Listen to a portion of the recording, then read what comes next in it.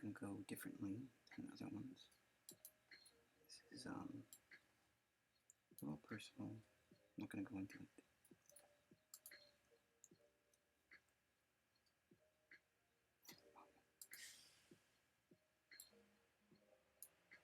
Oops. There we go. Do that.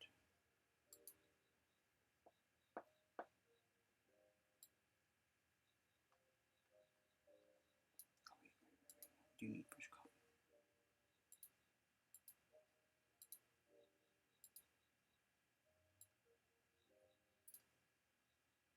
That's all we'll do.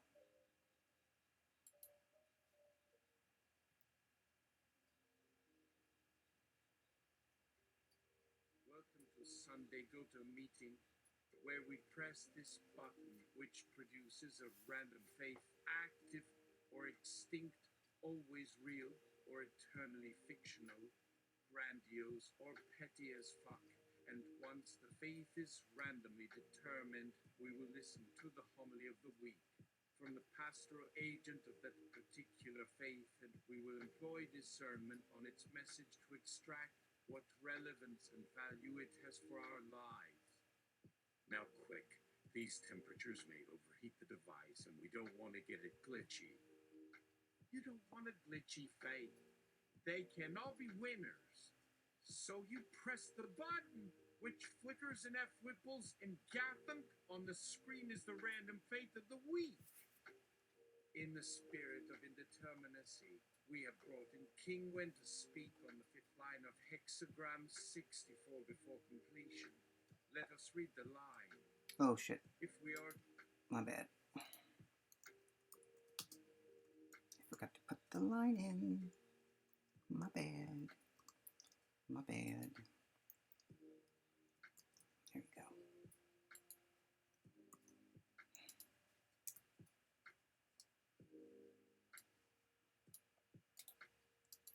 In the spirit of indeterminacy, we have brought in King Wen to speak on the fifth line of Hexagram 64 before completion.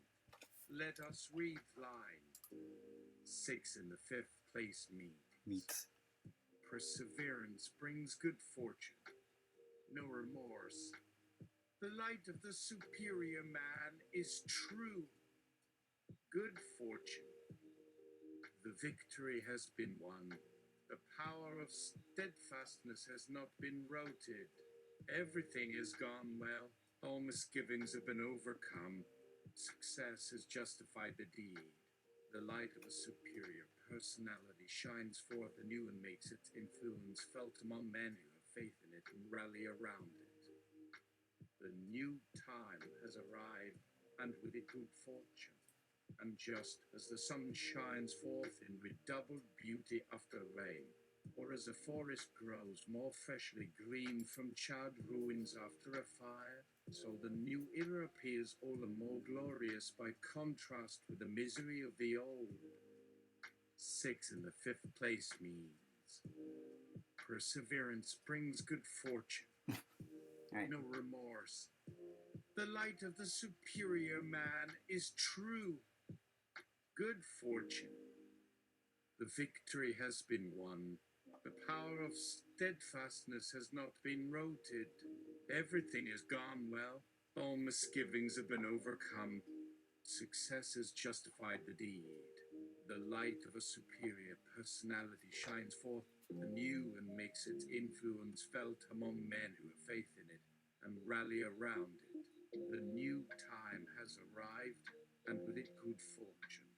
And just as the sun shines forth in redoubled beauty after rain, or as a forest grows more freshly green from charred ruins after a fire, so the new era appears all the more glorious by contrast with the misery of the old. This is King Wen, and he is here to speak on the line. 6 in the fifth place. Good afternoon, everybody. It's nice to see you all here.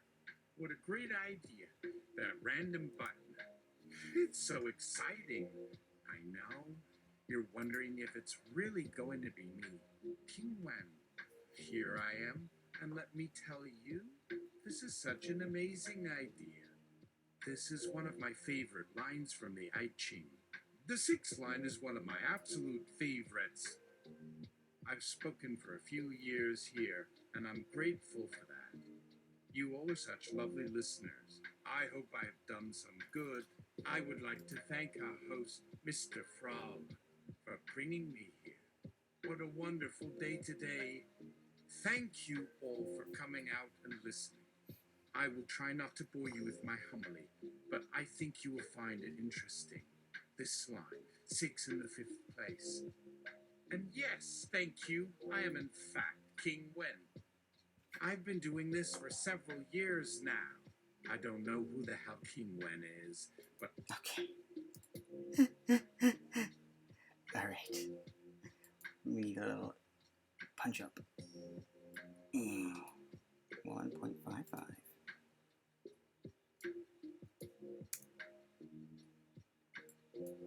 So the homily begins, I think, maybe. Who knows? In the time of winter, when everything in nature dies away into exhaustion and lifelessness and the ground is covered with rime and ice, in this moment of death that creates life, a wonderful image of this time was created in that which exists. On each stalk of a plant is one single white blossom. It blooms amid the cold frost, as if it knew that the time must come when its beauty and grace would make other plants blossom. For the life energy of everything strives to find new manifestation as beauty, to bring its existence to consciousness. Everything struggles only to exist, only to realize its being. This impulse works so unceasingly and inexhaustibly that although no visible trace remains of the millions who have lived here on this earth, every living creature, every animal and human being will have innumerable descendants in the remote future. The struggle for existence will then, as always, have been directed to preservation and augmentation. In the long run, this is the only law regulating birth and death. If we were strong and eternal as plants, if human life, like theirs, lasted centuries or even eternally, how very small would seem the time which separated the life of one from that of another. How easy we should think of ourselves and of others. But what the living spirit creates in a whole lifetime, no force can break, neither external powers nor age, decay, disease, or death, the fate shared by all things.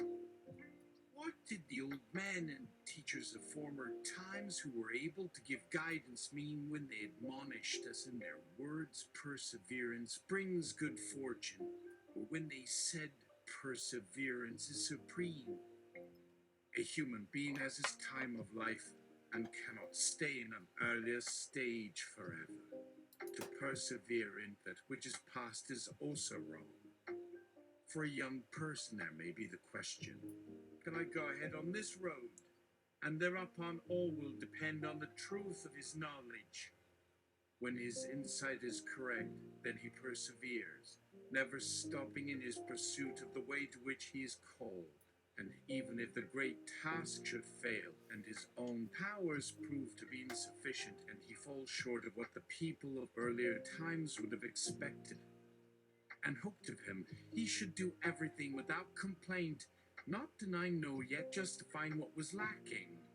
Then things are as they have to be. The fault was truly his, but his perseverance will bring good fortune, and his misfortune will be in no wise harmful to him. It is in any case of highest value to persevere. One remains eternally superior to error by doing so. Thus perseverance is supreme in all human destiny, and just as the sun shines out most brightly from the rain, the new period blossoms with greater splendor. So too one sees again as if through fire that all the misery of this period has come simply because humanity lacked light in the old age and turned aside into the wrong way, into error. That is why the sage of light had to descend and live among such men of darkness, a light for them, but also a warning. Because he was faithful to the purpose, he found the path that leads through the evil to good, just as he showed them to go forward along it by the true knowledge of good and evil in human deeds and desires. And because of his light, the men of darkness will once more find their right place. This period of new awakening will bring good fortune, and power will once more establish the people as a people. And just as it happens with the life of the individual human being, when someone falls sick for a time but gets better and recovers, so is the course of world history. There are times when sickness is unavoidable. Then everyone is caught in its sway as in some frightful nightmare from which they thought they had broken free when the dark age came, in order again to be dragged down to the ground, although the old strength is returning again.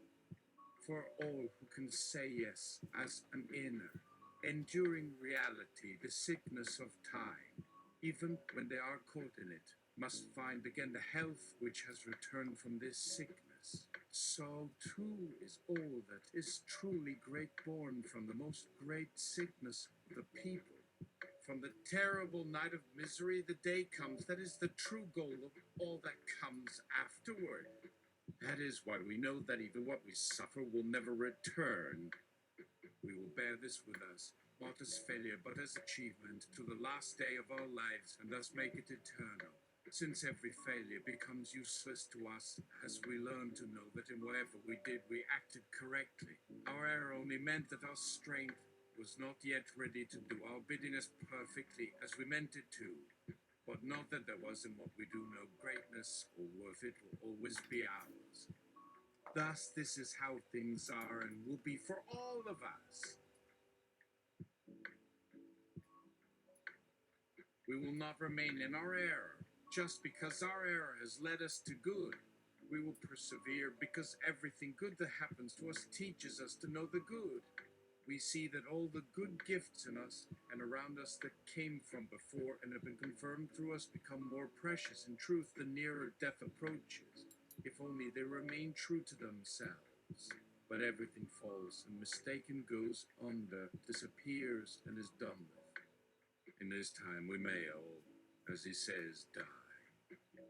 But if he comes to be among us now, we will not fall, even if his light is to shine for us all through the final dark time, for us to hold on to so that we never again go astray. I'm guessing your eyes glazed over, but don't feel bad. He's talking out of his ass. So we'll press the button again, Gathuk. The faith this time? I've had it with God's plan. Where were those who made him happy today when he needed our attention the most? I know that God is dead, and I cannot think otherwise now or tomorrow. It will be up to men alone to bring about the world fit for God, even without any belief that a divine being exists. I guess with such a belief that has grown cold, people have become indifferent. They do not care, not enough in any case. How are they supposed to take care of God when they are unable to take care of the earth on which we live, which can become our paradise if only they would make an effort? The problem with this world is that so many people who believe they are doing something noble will still only destroy or harm. You need not kill anyone in particular when you are killing everybody. You do not have to be the one to push the button when you leave your car running and no one can take the key. But we need not talk about what we are willing to kill or be killed, for right now, for me this world has already died and will be born again, not as heaven, but as hell for all. We live in hell because it is already born, yet we believe it to be paradise. When will the last people learn it was always there? And we should not wait, because even then it would have not been different. We would simply find our own sins in them. So we ought not to be surprised anymore by the fact that everyone has their sins. Not a one is without, and that they will always be this way for as long as this planet spins around the sun. This will never change. It may look pretty, but we don't have to like it. And if we can't help liking it anyway, why keep pretending? It makes things worse for yourself and others if you go along pretending everything's just great and ignoring that nothing has changed except our ability to like bigger and better ways. I'll bet you'll wish the whole planet could just vanish now that it has already arrived. Too late. You can only keep going for the rest of your life trying to change this future which has now already reached you even though you have forgotten about it. There will never be heaven in this world if all the good things here were destroyed.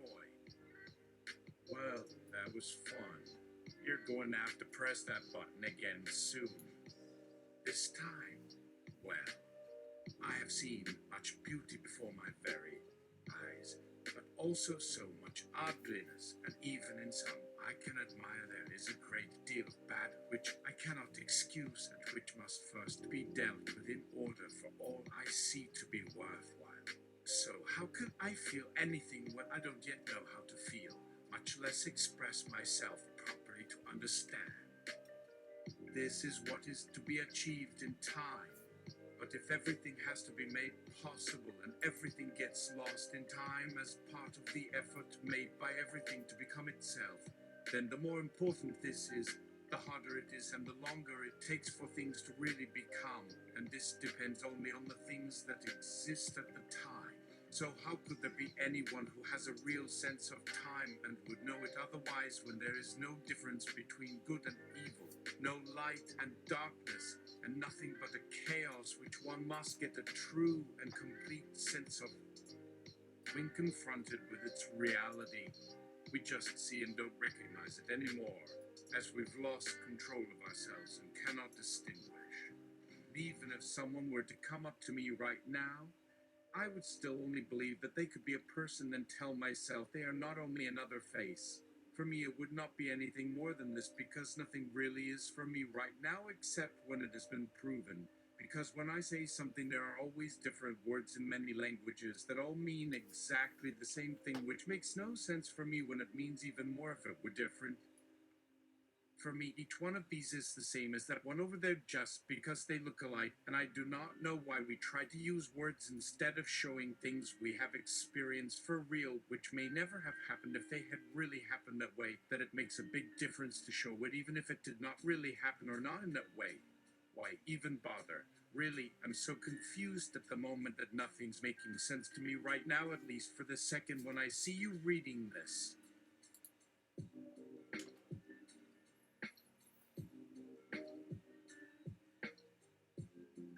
Oh, there's no getting around it. It's time to push that button again. Gathunk. Another random faith. Let's take a look. God is everywhere. You know his true essence to be beyond anything you are. He exists. God's will is always at work within the world you see. He is also outside that world, but that does not mean that everything you see in the world is his direct cause. But the effects you see may seem that way because he can also work within a situation. Ye have known that something is greater than this, but do not believe yourself to be separate from it, or that it will ever let you go. And even if you wish that was true, it is not, because it has everything planned out. Nothing ever truly was separate from this. Everything is just here in the form it took when it came, which was all it could ever take, until it finally disappears back into the nothing from which it was made, which it could not ever be separate from, or it would simply not have come when it came, but at a different time, after a different process, when another situation might not exist, or there may be no situation left and nothing else for it to come from and take form and return, which makes no sense but only means it had to have happened this way, and so it always could have. This is only another example of what comes to be without our understanding anything about it, and all we have ever done was think and imagine this in any number of ways that made us believe that whatever we imagined to be could exist, and it could not really, because if everything could exist, that is what you would actually see existing, and nothing that can only exist through other things. God is everywhere, but does not make up everything. all you see that seems to exist comes to be because all things exist, and nothing exists because they cannot all exist together, and all that is made is just like you who came to be, and yet there is no one there who actually is, because you would only really know that by your imagination unless you believe it to be true, or could be but is not, but could if it were to be, or even is, because everything was not but everything is now, even if it can never be seen again after that, which is not real or imagined but exists at a specific time with all its conditions that cannot allow anything that cannot be, and this also comes from God, because all he needs to do is just be himself and let things find their way and do what they do in accordance to his nature, which is how we came into being without being, and can never be what exists, but only as something to be understood by all else. I am God because of who I am, even if no one knows. And nothing anyone has ever done can be undone, and no one will ever know when it happens. Because everything happened exactly as it should, and nothing has been lost. But nothing has even come before, so it was never supposed to happen this way. Nothing came from before when there was no nothing but the one true God. For God existed as himself. The nothing came later, it was not God, but made by him. The nothing he did make will not come from anything but itself. The only thing that ever comes to be, or was already, was him who is greater than the greatest and smaller than the smallest, yet he is everywhere.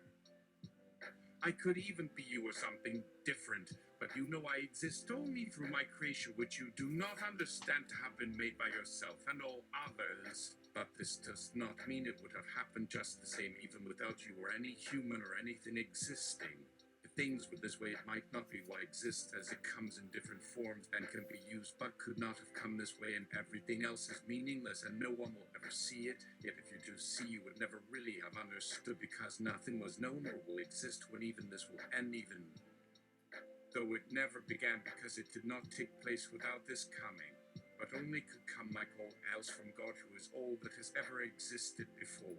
That is always in the now, since you do not exist outside the present. No time could make a difference, so nothing could have any chance or choice, which is only made to explain what has or could ever be without this coming.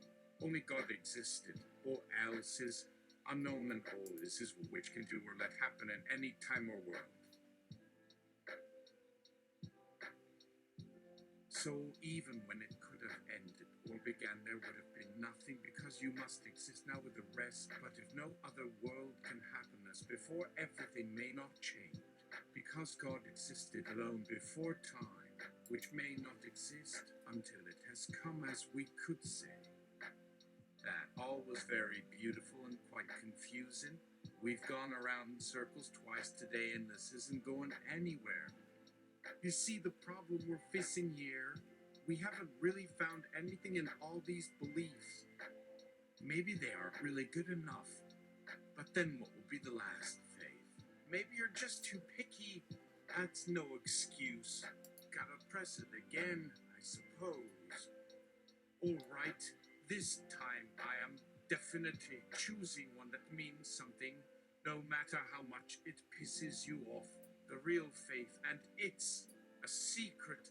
I will not reveal my choice here. You know how it works by now. It's time. Gavin! This button was meant for one final test, one last challenge. Can we truly believe it this time? Is there such thing as real faith, something that is worth holding on to forever? How will the world judge this faith? We already know that each button represents the last chance for our humanity. That being the case, we have two choices left. But what of faith in God, humanity, or some higher power? If there were one last time, that would be an easy push. But what is more important, God or humanity? It doesn't really seem worth thinking about after this long. What does it really matter if this is all really a game? The fact of the matter is that I believe there is something to have faith in beyond humanity itself, or a God above ourselves. That this world means something even more than the simple beauty it already carries. But what if this final belief is just the same as the others we have tried so hard to find? Then all bets are off. The universe won't let me do that. I was in the middle of this trance. And if I believe otherwise, it won't give me something worthless. And I can take care of those who refuse to believe, who do not understand the worth of life at its best, just as I did before with that other test. Gosh, it's been ages since this button made its last debut. Well, there's nothing we can do about it, but what better time to test your last button's faith than during these trying times? Gathunk. What happens when humanity fails to trust in anything greater than themselves? I'm the one responsible for pushing that final button myself. Yes, humanity will fall short of any kind of greatness it hopes for at any time it could find it.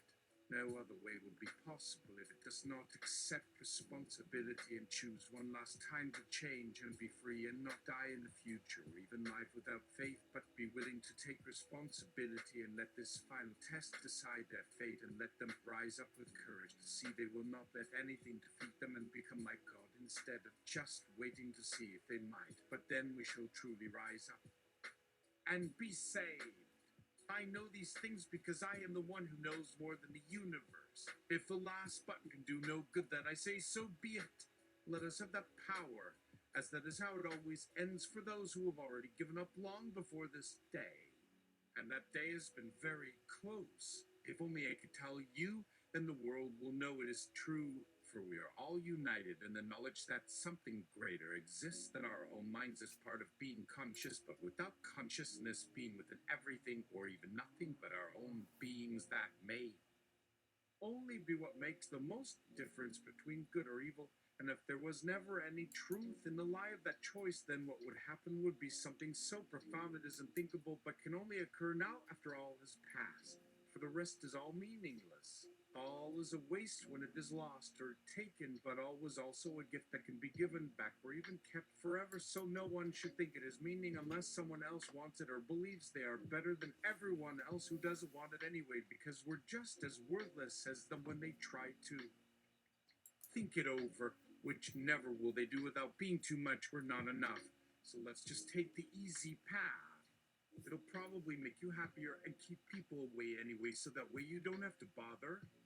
The real meaning is something else that is unknown to me, but if I knew anything, then I would have realized by now or never would have existed. So why even start worrying and hoping for a moment in the present when all that has ever happened cannot be what was and cannot come into being anymore, but still could have without us ever being here now with our own thoughts and ideas when none of it really matters in any way but just the words themselves in order for anything to make sense at all to anyone who is left to wonder if there would even have been an existence to wonder about it in any fashion without ever having had to think and imagine things differently than before any event that we can remember but could not have ever even happened at all in any one way without having caused the same effect when everything was made up by itself. This is true because if nothing had been created at the same time, everything else would never have become more than nothing, but only then, only something more like the whole thing would have had to have come first from the void or at the exact same time without it even being made. All these things which came after it, or all things that were before, were not created in this reality in any kind of order, as one can see in every thought and feeling about what's here. So all those thoughts were already here, even after whatever you can imagine was created without any cause except what could create a situation where such events took place, and there's nothing left but the nothing before it was made, because this reality could have not even been, since everything has to come from a higher dimension where nothing can exist but what was before this came into being and will not ever be the same no matter what happens. So the more of this you see, the more aware of it all you will be, and it won't even matter. But we know it isn't only one cause, because there can't be one and many, or one without the rest. So how come some things don't seem that way? Because whatever it all seems to be isn't part of us, nor is it ours alone. Just like we're not the same without any of those we interact with, even if we only share certain things in common. So what I am getting at here is that even though there's not much left I can say on the subject at the moment, since most everything's already been said, My thoughts and actions still remain as a witness to them all, and nothing can ever say otherwise except through my memory. So they must have happened, even if everything is different now from then to now, in order for me to really say they even happened, or that they happened and still are happening, even when they are in the past, or will never ever be again. And all this time, there won't ever really have been any real difference at all between them, because we know nothing about them, and there's nothing more to discover since all this happened just recently. You see my point. Time can't matter. All it does is make us aware of its passing and not really have an effect on it, except we can remember how much we've changed as we grow. If things don't even exist or matter, and we still try to find a meaning in all of this, there has to be another solution. I say forget trying to understand everything, because who needs to know what happened to get here, what will happen in the future? All that matters now is whether everything will ever become something worth having, or if it really didn't matter anymore and never really did, and so is not even important enough to think about ever being part of this world or some other world which would have never come into existence, because nothing would have ever existed if there was a different reason to explain why we even thought about these things. If this isn't a problem, then why would anyone still be worried over anything about themselves and the universe and our actions, since they can't even make sense of what makes everything work in all these worlds? It's like the only difference between the infinite possible realities is what happens in each of them without causing any difference, except we can see what the future holds, right? We've gone through the question long before this book was ever finished being written, but no matter what we choose, one thing always remains true. Everything still exists within our own mind and can be understood by those who share enough experience with the same world in the exact same way we do.